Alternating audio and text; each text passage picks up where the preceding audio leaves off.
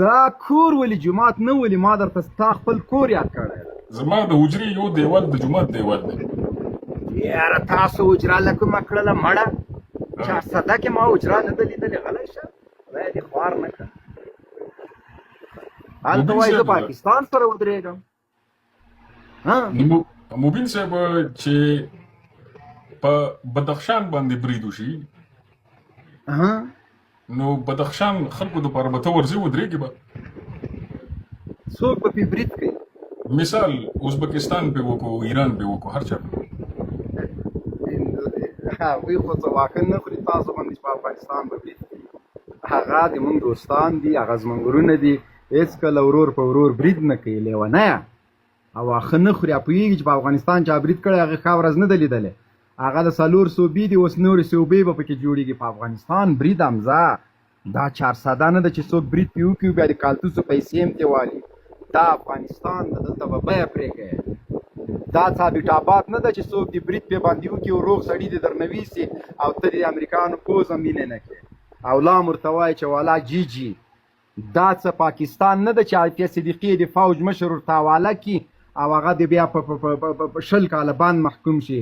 مونږ خپل اوه قیدیان له ګوانتانامو نه وچ په زور باندې راخوشي کړي. خبرې امریکایان هم نیولي، مونږ ورته ویلې راکړه زمونږ بندیان کنې والله کې رانه ووینې. دا اوس وزیران هم دي چې افغانستان زه پاکستان نه ده چې ریمن ډیویس په ډالرو پې باندې خرڅ کړي او بیا یې مړی ورته راوړي. افغانستان پاکستان نه ده چې ملکانسي ژوندی امریکایانو ته ورکړي او بیا یې مړی ورته راوړي. ریمن ډیویس د په پاکستان کې په اسلام آباد کې پاکستانیان مړه نه کړل. چېرته لاړه ریمن ډیویس؟ محاکمه که شاه محمود قریشي ولې استعفا وکړله؟ په دې الفاظو باندې پریس کانفرنس ورکړه ته ماشومې نه یې خبر. وایي سر جھکانے کا نہیں سر اٹھانے کا وخت دی. په همغه ساعت یې پیپل پارټۍ حکومت او خپل هغه استعفا یې ورکړله. وایي دا ډیپلومیټ نه ده، دا یو امریکایي تابع ده راغی په اسلام آباد یې کسان وویشتل. څه دې وکړه یار؟ ایټم لري، ایټم تا ته څه درکوي؟ سر مه خوځوه، سم غږېږه، مخامخ سترګو کې سترګې واچوه. دا کیمره نه ده لګولې نو په څه کې سترګې واچوه؟ کمره مې نه ده لګولې، مخامخ خو درته ګورم. ته ما ته په پټه کمره نشي کتلی، زه چې کمره ان کړمه خو ښه جنرال مخامخ ما ته ګورم. مخامخ تا خو خبرې وکړې، یا 2 خبرې زه وکړم جنرال صاحب؟ شل خبرې وکړه، زه راغلی خبرو ته یم جي.